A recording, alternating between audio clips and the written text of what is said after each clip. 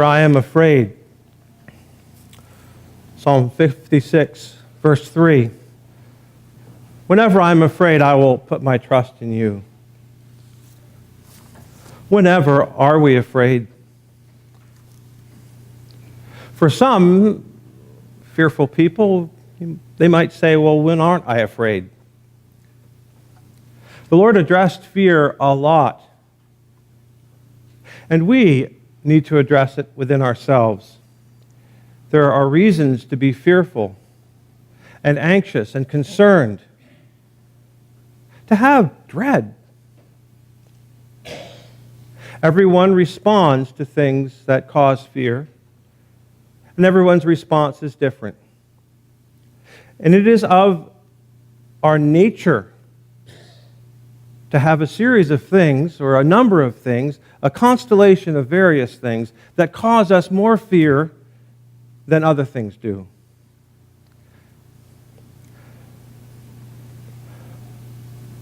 When I am afraid, the phrase used in the Hebrew in the Psalm is what time? What time I'm afraid? What time I'm afraid, I will turn to the Lord. I will trust. It's the same word that's used just to say a day. The day that I am afraid, or a day, or a state. One person's day might be wonderful. Another person might be having quite a bad day. What day, what time, when I am afraid, when a state reaches me, then I will turn to the Lord. Of course, we don't have to turn to the Lord just when we're afraid, do we? But so often in our lives, that's the time we primarily turn to the Lord with a concern. If things are going smoothly well, the Lord's taking care of us. We might not think about the Lord. We might, in fact, say to ourselves, aren't I doing great? Haven't I arranged life wonderfully? I'm pretty good. I'm doing well. This isn't the day where I'm afraid. Every day is a new beginning of another state, which might include some fears, or it might not. Think about any particular day. Yesterday, today, tomorrow. It could be, if it were the beginning of the school year, the first day of a child's new time in school, coming into kindergarten or grade 1. That same day could be a day of an important exam for somebody trying to advance in their career.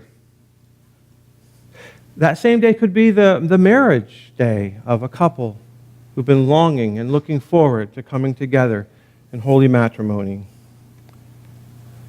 Could be a day where a person retires from that daily grind that they've been into for 35, 40, 45 years. Could be the day a prisoner is released from jail. It could be a day of great happiness, no anxiety, no fear for one, but that same day is a day of intense unhappiness for somebody else. Or anxiety. What day? What day I'm afraid, I will turn to the Lord. So in the Hebrew of this psalm, it talks about it being a state. There is a state when we are afraid. It's described as the state when the children of Israel were being led out of Egypt. And they turned and they saw the Egyptians coming after them. What a day for being afraid. Stop, be still, see the salvation of the Lord. Moses told them, the Egyptians who you see today, you'll see no more forever. And yet, wouldn't you be afraid if you were among that group of people? And we're told, as we read in the lesson, that the Lord stood between them before the battle of the next day, stood between them, kept the camp of the Egyptians away from the children of Israel. Yet they were still afraid.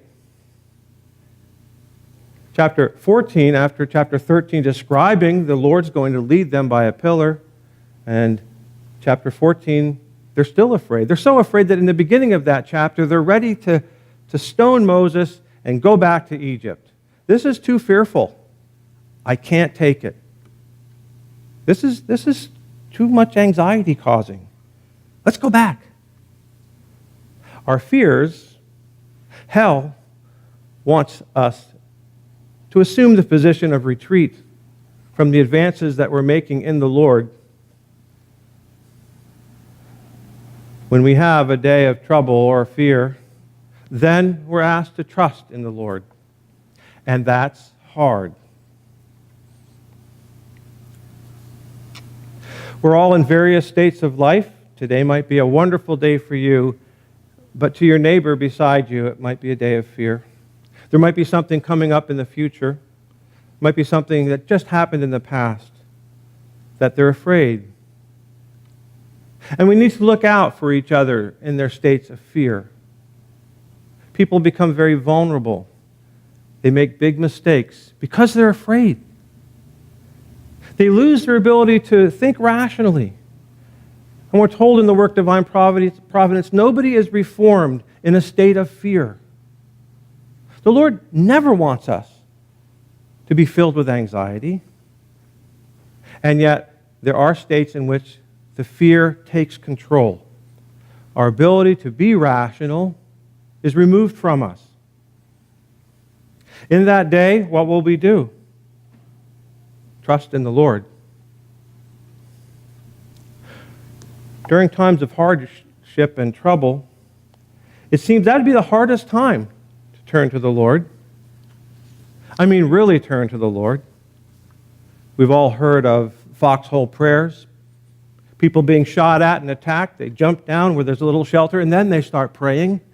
Oh, now the Lord will take care of me, right? Lord, you'll take care. I'll make a deal. I'll never, ever, whatever. And then I'll always, whatever, if you just save my skin. The Lord uses those days, uses those states. The Lord will use our fears, not against us like evil spirits will, but for us. The Lord guides us in all states. He doesn't guide us more because we're afraid or less because we're afraid. He's always guiding us.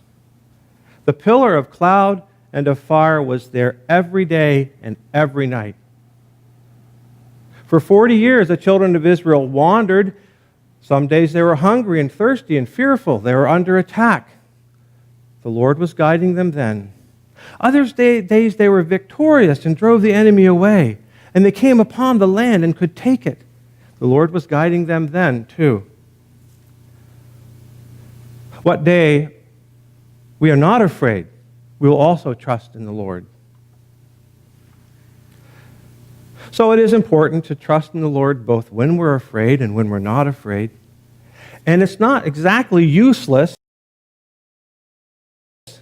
to pray to the Lord because we are afraid, for the Lord will use that state. And especially if we can go back and remember it and say, I promised the Lord because I was afraid that I would do this. Well, now I'm not afraid. Over and over again in the Psalms, King David faces his fears, faces enemies, faces victory, faces his own sins and evils, faces himself. And we know that the Psalms in those states are representing all the things that Jesus Christ went through in his glorification. That evil spirits attacked him. All the hells attacked him. Even the angels from their own proprium or their own innate state, which is not divine but human, the angels, as it were, attacked him and led him in the states of doubt and anxiety and concern. All those states with King David in the Psalms are representative of the Lord's glorification, and they're all representative of our own states. States when we're victorious, states when the Lord seems to be far, far away, states when we think the Lord could not possibly take care of me. When I, in a state of fear, the Psalm says, I will trust in you. Just before Psalm 56 is Psalm 55. And in that psalm, it talks about an enemy coming. And it would have been easy, David says, if it had been a clear enemy. But no, it was a friend. It was somebody, he says, who took sweet counsel with him. We walked together in the temple of the Lord, or the house of God. How hard it is when we discover something that has seemed to be so friendly within us turns out to be an enemy in disguise. A wolf in sheep's clothing. We all have to face our enemies and our fears. And as we overcome one with the Lord's help, do you think the Lord will conquer all of our fears for us? Yes and no. We will be relieved of fears in the other world that we have in this world. Or we will live completely within them. We go to heaven, we'll be relieved of our fears. We live in hell. That is the only government. That is the climate. That's what you're in, is a place of fear. And some of us might say, well, I recognize that because at some times in my life I feel like I'm in a living hell. I'm just afraid. I'm filled with anxiety. King David describes an enemy that was his friend, a sweet companion who he took counsel with, representing those things within us that are the source of our fears. They're our own things. The Latin for own in the word of the New Church is proprium, things that we own. And perhaps the greatest fear we have is that we have to give up all the things we own, those things of our own proprium, to have them be replaced with the things of the Lord's own. And how wonderful that is, and yet to the appearances, it's quite a cloudy concept. The Lord tells us these things in His Word, and the light can shine through, and we can hear that, and yet it's not crystal clear. How am I going to feel completely my own and have no anxiety that the Lord's going to be in me if He's going to remove everything of me to be replaced by Him?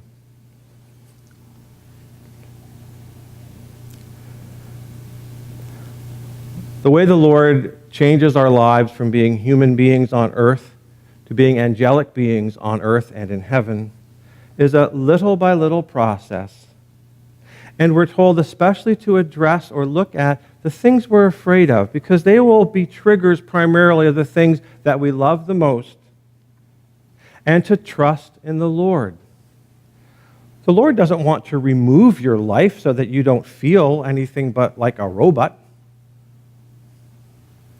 He wants to replace your life with His life so you can feel the joy and delight of heaven. One of the things that we can do is think about what it is that the Lord is doing with those angels of heaven and why they're all happy and why it's called paradise. Because they all went through what we're going through and, quote unquote, they made it. And the spiritual world is filled with the heavens. Yes, there are people in hell. We don't want to go there. But there are people in heaven, and they all had to give up that which is of their own in order for it to be received, that which is from the divine. And you can say in kind of a sporty way, well, if they can do it, I can do it too. And if they were listening, and they are, they'd say, no, we didn't do it. The Lord did it. And yes, you can do it too, because the Lord can do it with you. Our fears are good indicators of what we love. And in the passage from the Arcana Celestia 84:80, it talks about, it's almost like a karma statement, that to the good, the Lord gives good and it flows in. But to the evil who do not trust in the Lord's divine providence, but within themselves, the Lord gives them what they think is good, but they twist it around, and it's not good. The evil that they do and the evil that they want, the selfishness that we have within us, will come back to us. It returns. That's not the Lord's desire to have that happen. It's just the way things spiritually happen. Like attracts like. Our trust in ourselves and believing that we deserve something or are good will attract to ourselves falsities and evils that will not make us happier. Although sometimes, and for a while, the appearance may be. that this is good.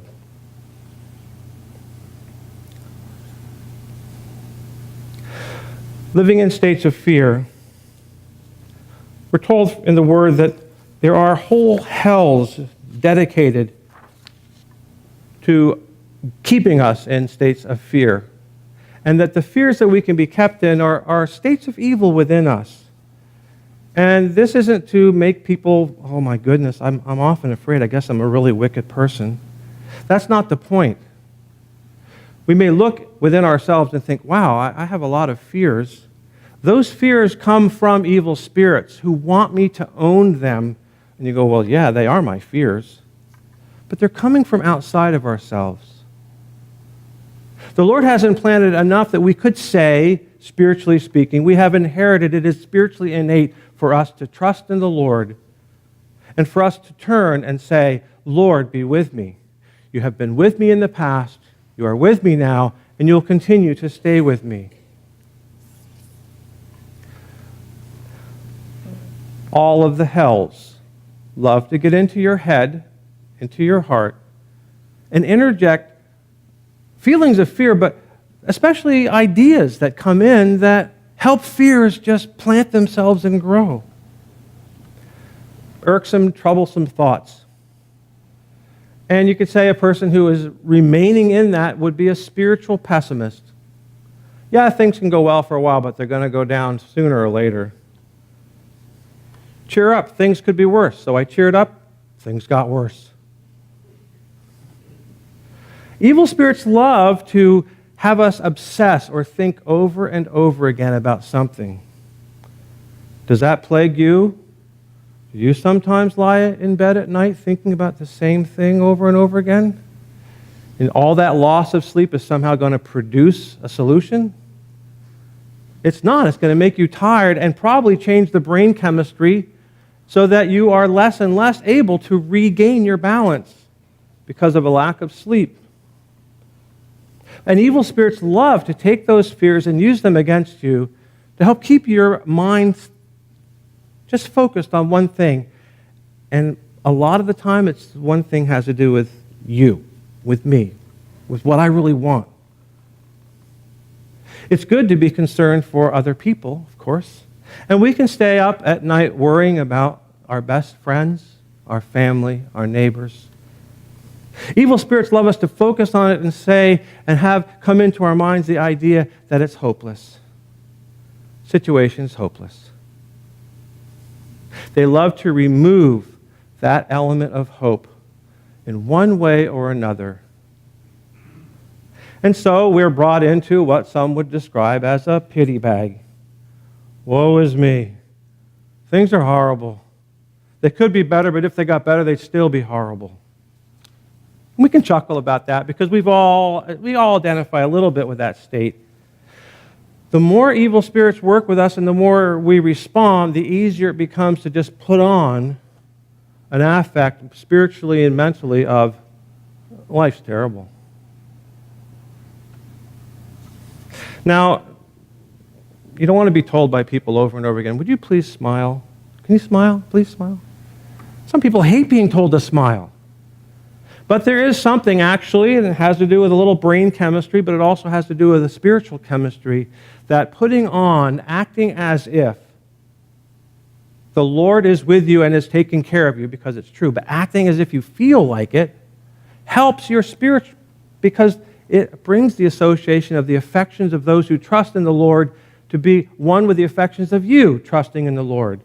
It's basically a prayer with your body, with your face, with your mindset, turning to the Lord and saying, Lord, I'm in a state of fear. Please be with me. Please be with me. And I know you will never abandon me.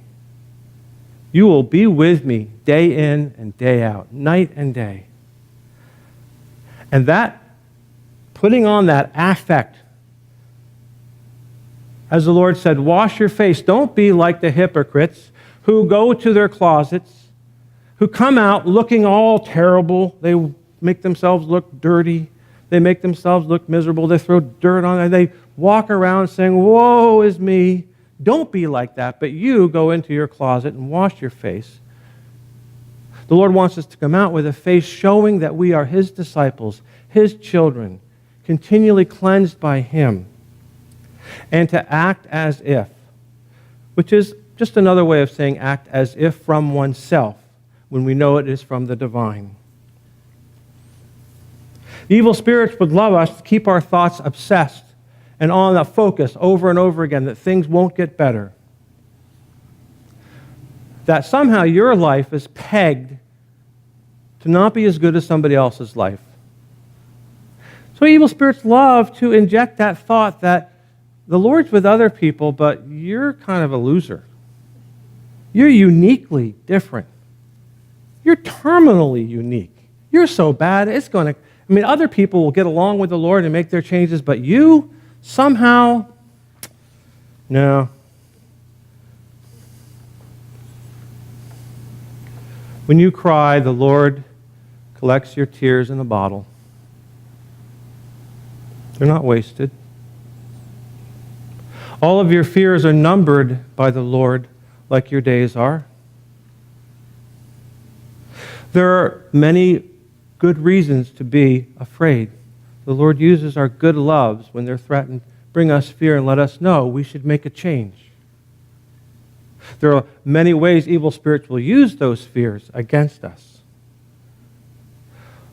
But we're told, especially in the work Conjugal Love, of married partners who fear for the loss of their marriages, the state of love and bliss in their marriages, who fear for the loss of that, and who will fight to defend it. And we're told, using the story of the Israelites coming through the wilderness, becoming a fighting church, a fighting group of people, the church militant. We fear lest things that give us spiritual freedom and rationality be lost, and that people not be able to see clearly. We fear for the loss of those things. It's a God-fearing fear. It's coming from the Word. We fear because we don't want precious things to be hurt. We fear for the loss of innocence. We fear for children being consumed with materialism and sensual things so their minds can no longer be led innocently.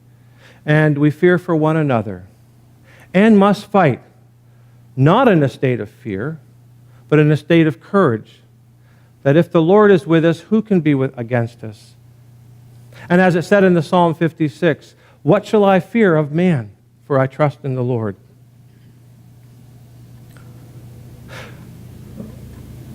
Political unrest, social unrest, wars across the world, changes of power and administration in things high and things low. We have causes to be concerned. We also have a course set before us, the Lord guiding us by means of His Word, sometimes in a cloudy way, but the light is there. The Lord guiding us by means of His Word in the heat of a fire of love, to love one another as He loves us. So in times of anxiety, when we are afraid, as it says in Psalm 56, we will turn to the Lord. What day I'm afraid? What state? What brings us into fear? So the Lord will guide us. And we pray to be led and guided by the Lord on the path that leads to heaven. Amen.